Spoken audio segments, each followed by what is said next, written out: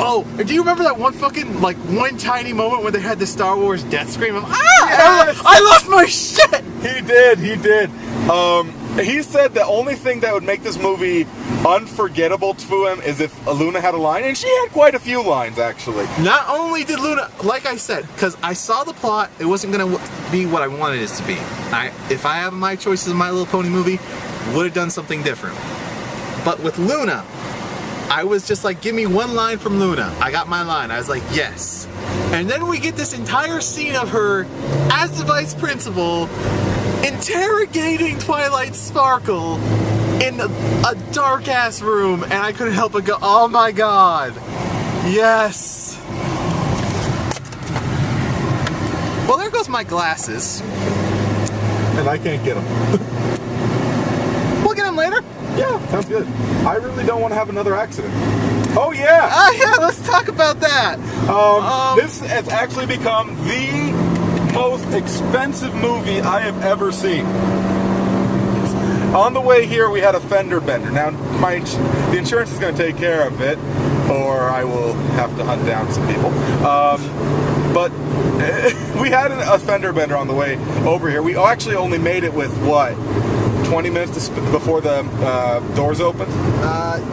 With the original time. Yeah, okay, that's another thing. We originally thought that the movie was going to start at 11:30, but it didn't start until 12:30. Yeah. But so they changed the time. So so we got here.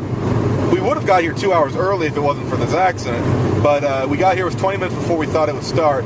We get here, and it doesn't start for another hour. But it was still fun. I mean, it was worth it for me. I fucking loved it. I mean, I can't think of anything that accident, yeah, it upset me, but this movie helped, and it'll get taken care of. But it has become the most expensive movie I've ever seen. Do not doubt what we do for you people. Please. All 8 of you. Please. Goddamn what? Maybe with the pony review, people will find it like, hey, a vlog.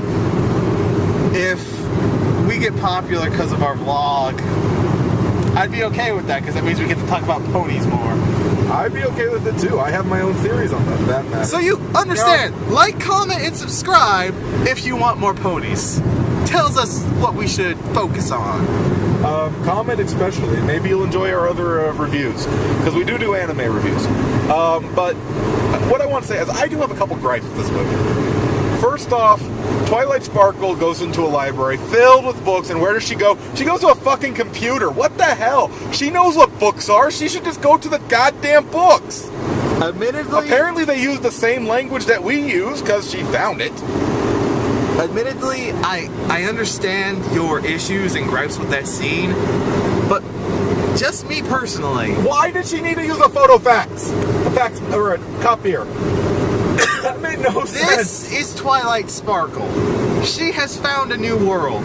She sees a library filled with things beyond her imagination, and you don't think she's going to go straight to those as opposed to the books that she's already acquainted with? Well, she's going to check out this new stuff. Like she said, she's like, oh, maybe there is magic in this world. To her, that was an amazing thing.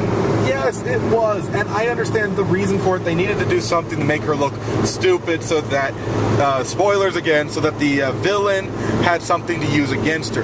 But honestly, it made no sense, and she's a smart girl. Computer keys are small. She saw what these were. She should know that you don't smack it with your fists. To be fair, I don't think it was necessarily that she couldn't figure it out with her mind.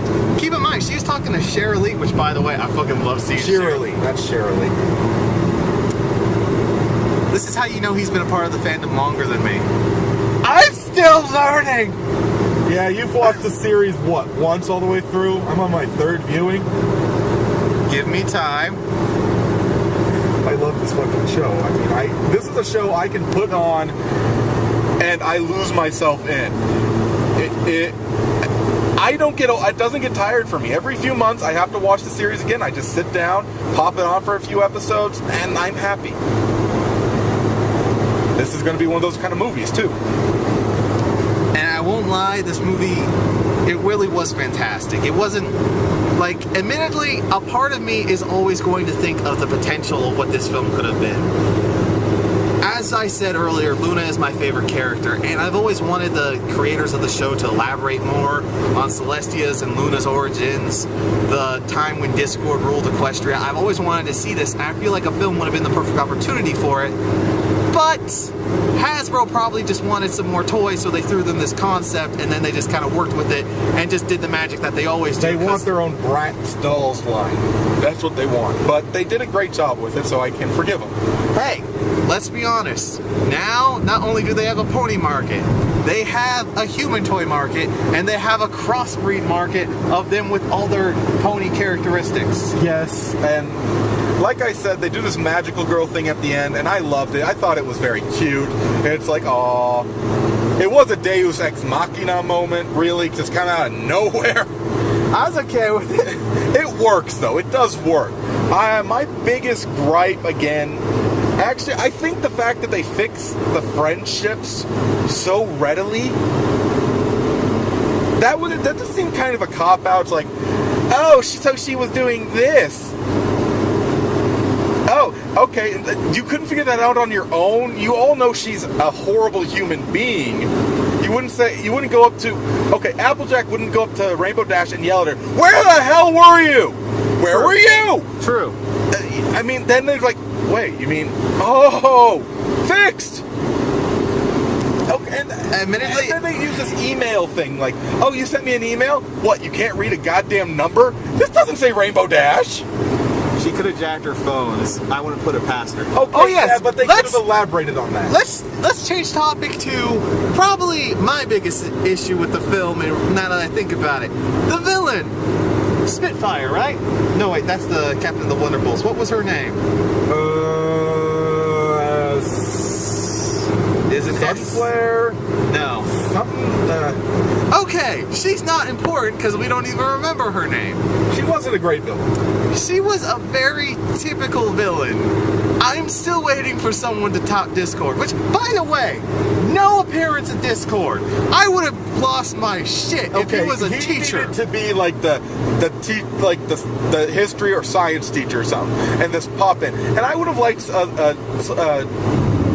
I know she was only there for a few days, but they did talk about classes, so I kind of wanted to see her come in and say, into a class, like someone plopped, like a teacher grabbed her, like, oh, you can't be dodging classes now, young lady, and then it'd be perfect. It was Discord, bring you into his class. That would be hilarious. It would have been well worth it, and it would have been fun. Admittedly, and I think you're right, he would have definitely worked as a science teacher, like forcing her to do like mad experiments. It would have been awesome. I really would have liked to have seen Discord in this movie, but you take what you get. I mean, we even got that one fashionista pony that came out of nowhere. I'm like, holy shit. What's her name? Lady Gaga pony. Lady Gaga. That's what she'll always be to me. It was what is her name? Photo Finish. Photo finish. Photo Finish, that's her name. I will say the highlight of the villain, though, was at the end. During the course of the film, she nabs Twilight Sparkle's crown, which is her element of harmony, of course. She wants to use this to obtain magic. And we see her. It's the best part in the movie for me for her, because she basically becomes a succubus. A fiery succubus demon, yes. We have demons in My Little Pony.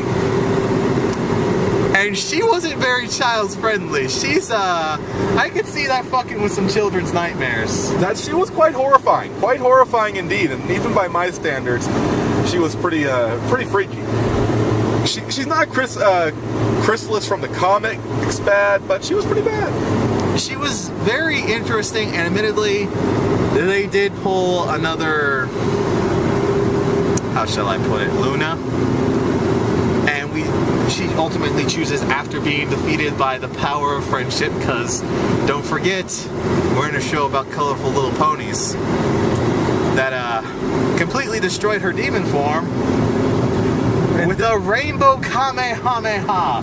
That was fucking destructive. Do you remember when they looked in the crater and people just started laughing like, she's dead! She's dead! Oh my god! And then she comes out crying and you're like, how did she survive? Well, the elements of harmony are more about bringing peace and order. True. So you take something evil like Nightmare Moon and this lady, and you turn them, and they become good. Like all the good, like you chase out the evil, and the good becomes part of it. Now, I don't know if that's what they're going for, but it's kind of what it happens. And they did do they did a Luna. They just did a Luna origin with her. Pretty much. She's nice now. Yay! And it seems as though she's actually going to be trying to be friends with the human versions of our favorite little main six. And I can be okay with that. I'd even be okay with them.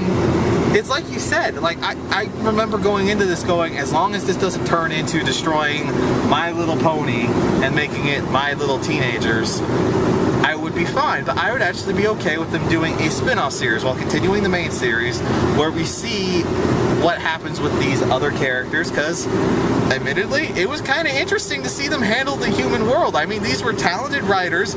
It was still funny. Oh my god, that one guy, Sentry, best part of him in the movie, when he and Twilight walk in together and you're just like all graceful, and then BAM! Right in the freaking door! Okay, I do have, there is another gripe I have, a pretty big one. The girls just accept the fact that she's a pony and a princess on her say-so. Sure, her dog talks, but they're just like, okay. Really? No questions? Sure, Pinkie Pie accepts it, but you expect that. No one's like, prove it. Pinkie Pie's Pinkie Pie. To be fair, even if that came up, she could have ultimately proved it by just putting her hand through the portal. We saw that she could do that at any time. True. She does have a talking dog, so it's not like it's insane, and they do consider her a friend, so they trust her. So it didn't bother me that much. Yeah, it makes more sense than what happened with the Crystal or Canterlot wedding with when no one would believe her even though they didn't know Cadence and they knew her, because that made no goddamn sense. Like, you wouldn't believe your friend over the lady you just met. Yeah. In this sense, yeah, they're friends, they give her the benefit of the doubt. And it's true, but you don't expect that. You're like, honestly, if you're like me, you'd be. If someone tells you that, you're like, prove it, prove it, crazy person.